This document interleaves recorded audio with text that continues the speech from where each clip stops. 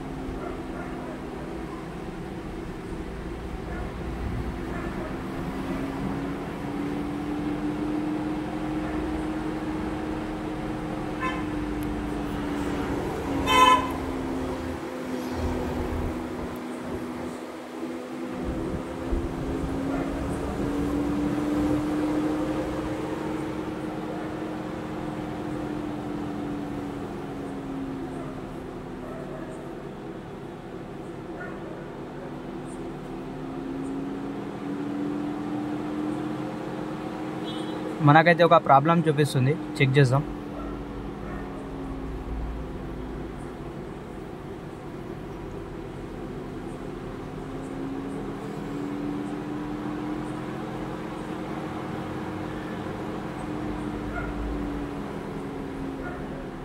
మనకు fault code చూపిస్తుంది, చూడొచ్చు.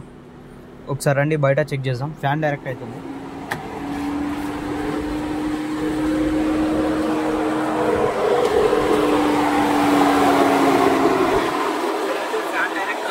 బండి స్టార్ట్ లేకున్నా కానీ ఫ్యాన్ డైరెక్ట్ అయిపోయింది.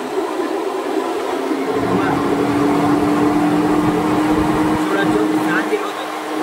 కస్టమర్ ఏమంటున్నారంటే డైరెక్ట్ ఏసీబీ వస్తలేదని చెప్పేసి చెప్తారు. మనం స్కాన్ చేస్తున్నాం, స్కాన్ చేసినాక చెక్ చేద్దాం.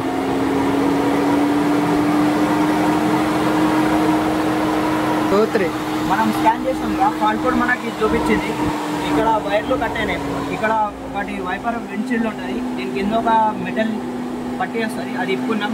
అది ఇప్పుకున్నాక మనకి ఇక్కడ 2 వైర్లు కట్ అయ్యి ఉన్నాయి. ఇంకొకసారి జాయింట్ చేద్దాం.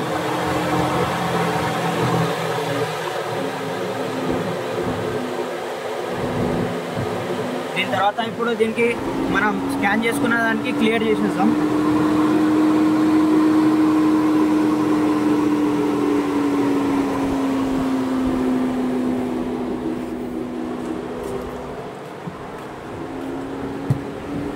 ఇప్పుడైతే దీనికైతే నేను క్లియర్ చేస్తున్నా.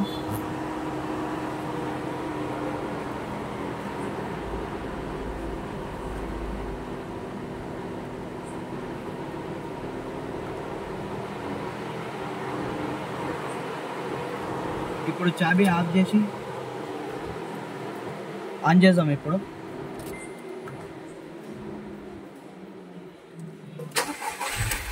చూడొచ్చు, రండి ఒకసారి బయట చూపిస్తా.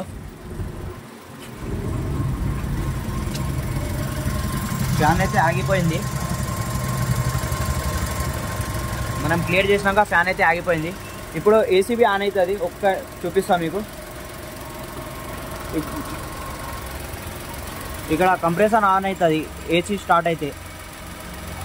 బై ఏసీ ఆన్ చేయి. చూడొచ్చు, దానికి కంప్రెసర్ ఆన్ అయిపోయింది.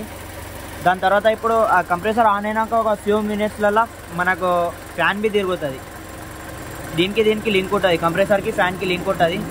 ఒకవేళ మనకు డైరెక్ట్ ఫ్యాన్ తిరిగితే ఒకసారి కూలెంట్ బి చెక్ చేసుకోవాలా, ఎందుకంటే ఒక్కొక్కసారి కూలెంట్ తగ్గితే ఫ్యాన్ డైరెక్ట్ తిరుగుతూ ఉంటుంది. చూడొచ్చు, దీంట్లో వాటర్ లెవెల్ ఒక లెవెల్ ఉన్నాయి. Right by.